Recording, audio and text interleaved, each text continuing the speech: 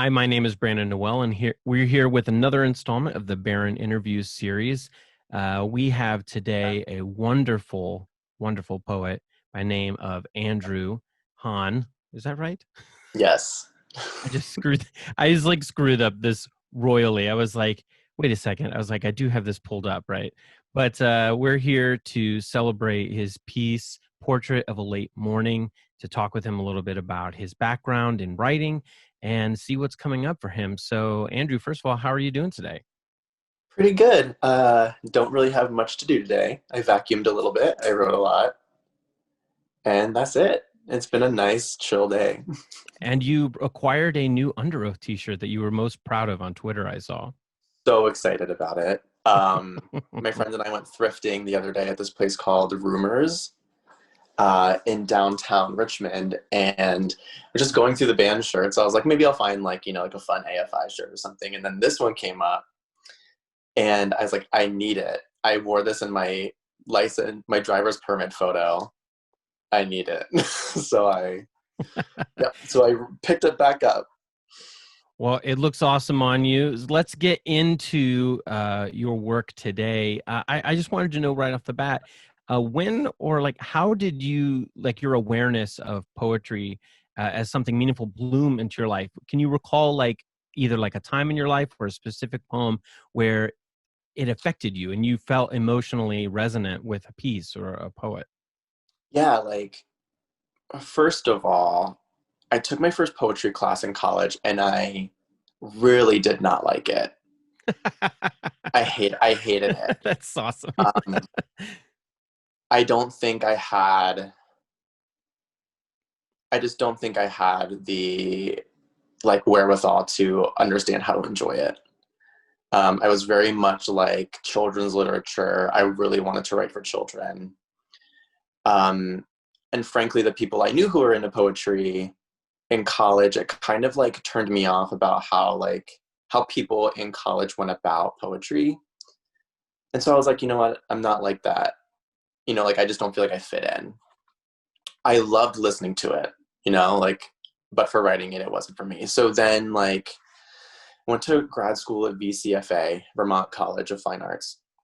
Went to a lot of readings of friends who were um, poets. And I just remember being like, this is legit. Like, this is awesome. Hmm. Um, and I guess right before that, I started my first book that I read was Stag's Leap by Hmm. Sharon Olds. My friend was like, this is a really great first book to read. That's when I really fell in love with reading it. I guess I fell in love with writing it when an ex of mine, who's like a really, really, really great person, he wanted to travel the world for a little bit. And I had this feeling that like he wasn't gonna like come back in like the few weeks that he said he was gonna come back. And he didn't. But I had a really hard time with that, compounded with like writing really hard essays for grad school about like really personal like church stuff. Hmm. Um, my chapbook, God's Boy, has like all these like church poems in it, and that was like compounded with him leaving. It just like I just wrote all these poems, and I'm like, oh, poetry's like it really gets to the like deeper into the heart of something than I could have experienced with my essay. Hmm. So I really like took to poetry after that. Well, it makes a lot of sense how you came into it in a communal way. Like you felt as an outsider to it when you were in college and things, but it's interesting that in grad school you experienced it in the communal setting, and that's something we're really missing right now, isn't it? At this time we don't have those spaces available to be able to be with other people and listen to them read. So, So it's interesting because there may be people missing out on that right now.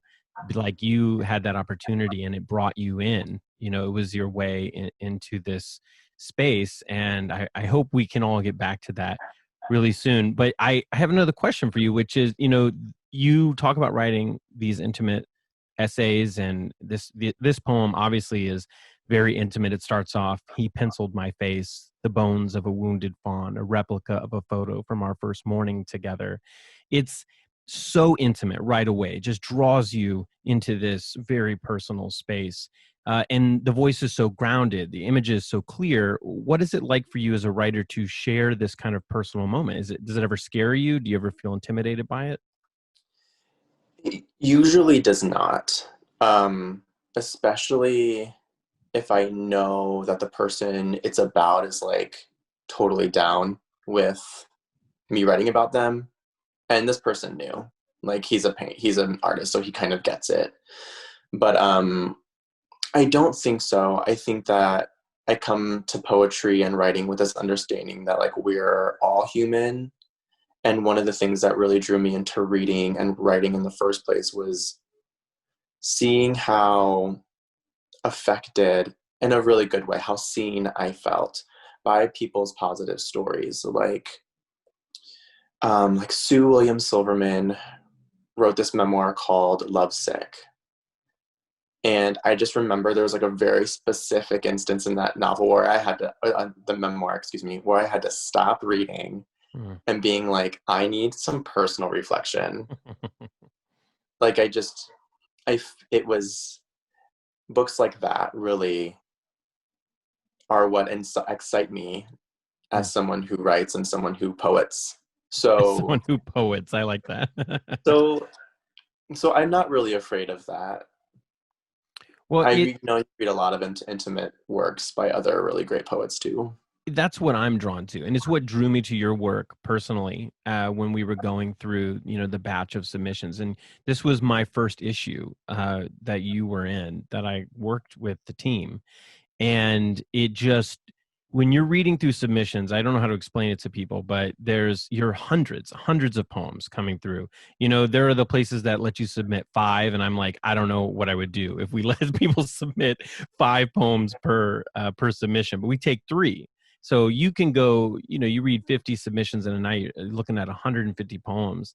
And it's not like, I tried to describe it to someone as like being in a snowstorm, that after a while the words can just, if you're not really focusing, you're tired after work, whatever, it can start to blur. But you're trying your best, and you're trying to give every poet the same attention.